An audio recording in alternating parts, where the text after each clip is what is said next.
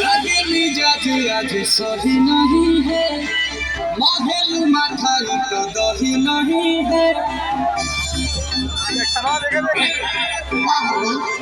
लगे मिजाज आज सही नहीं है, महल मठाई तो दही नहीं है। भोले राजा जी, भोले राजा जी, भोले राजा जी, भोले राजा जी। कमरिया गोले गोले, कमरिया गोले गोले, कमरिया गोले गोले गोले गोले गोले राजा जी। कमरिया गोले गोले गोले गोले गोले राजा जी। कमरिया गोले गोले गोले गोले गोले रानी जी। कमरिया गोले गोले गोले गोले गोले रानी जी।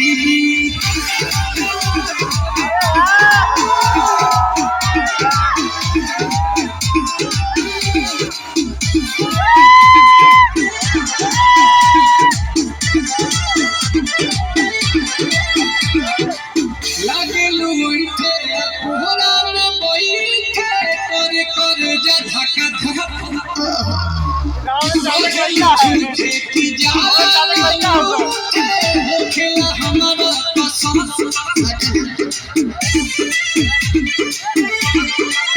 सुनिया जी सैया, हमरे जी सैया, फटाफट ला दो जाके मेरे जी सैया। बात को मीठी मीठी बोले राजा जी, बोले राजा जी। बात को मीठी मीठी बोले राजा जी, बोले राजा जी। कमरिया बोले बोले, कमरिया बोले बोले, कमरिया बोले बोले बोले बोले राजा जी। कमरिया बोले बोले बोले बोले बोले राजा जी। कमरिया गोले गोले गोले गोले गोले रानी जी। कमरिया गोले गोले गोले गोले गोले रानी जी।